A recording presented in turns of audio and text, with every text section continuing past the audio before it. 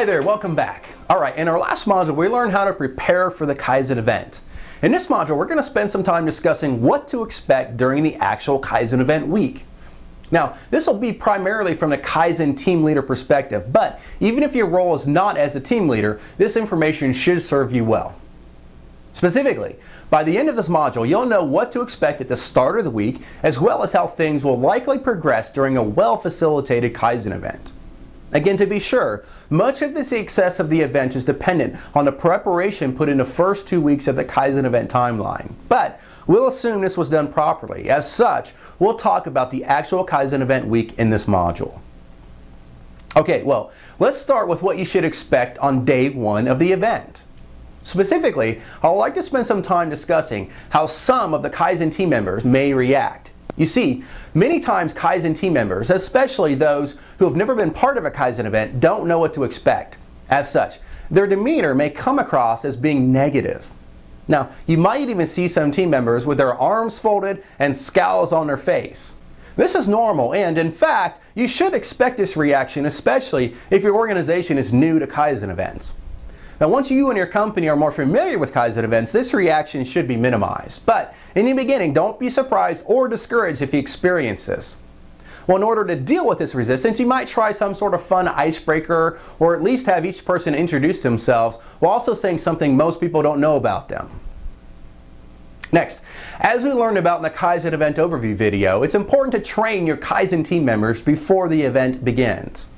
Now, we can't stress enough how important this is, since developing our people should be one of the highest priorities of the Kaizen event. Now, training your Kaizen event team, especially on the basics like 5S and the 7 ways, will also help ensure the event is successful. Now, once our team is trained and ready to get started, it's time to go to Gemba, or the place the work is done, which is precisely what happens on the second and third day of the Kaizen event. Now, it's during the first and second day of the event where all team members should become deeply engaged in activity. Now, they'll also begin to see changes happen, which will motivate them to continue. Now, from a facilitation perspective, it's extremely important for the Kaizen team leader to coordinate the activity with the help of the Kaizen coach. Now, some Kaizen team members will be natural Kaizen experts, while others may need a small nudge from time to time. Example of this type of help might be when conducting time studies or working on the sort phase of 5S and so on. Now, another facilitation technique the team leader definitely needs to do is write down the daily goals and objectives for the Kaizen team. Now, the team should review this list at the start of the day, before lunch, and then once again at the end of the day. Now, if you do this from the start of the event to the end of the event, you'll have an excellent history of what was accomplished, which will then help you prepare for the event report out. Additionally, there are many opinions as to how involved senior leaders should be during the hands-on aspect of a Kaizen event. Now, I can personally say that I've never experienced a more powerful testimony than when I watched a senior vice president throw some blue jeans on while joining in the Kaizen team during the improvement phases of the event. Now, the energy of the team went through the roof, and on this particular organization went on to facilitate some of the best Kaizen events I've ever witnessed. Now then, while every Kaizen will take on its own personality, there are a few things I'd encourage you to always think about. First, there may be a need to work longer than normal hours during a Kaizen event. Now, this should be explained to the Kaizen team at the start of the event, or even on the weeks leading up to the event. Additionally, we'd encourage the Kaizen team leader to exhibit a strong sense of urgency throughout the week, but most especially during the first 3 days of the event, since if you're nearing the end of the Kaizen event week and you've not met most of the objectives, panic can and likely will begin to set in. So, be sure to aggressively meet and exceed your goals as early in the week as possible. Now, the final few days of the event should really be focused on smaller tweaks and adjustments, while also thoroughly testing new processes. Now, you'll also want to update standard work documents and other work instructions. Lastly, the final report out process is an extremely important aspect of the Kaizen event, since this is where the Kaizen team will get to report the results to the rest of the organization and receive recognition for their efforts.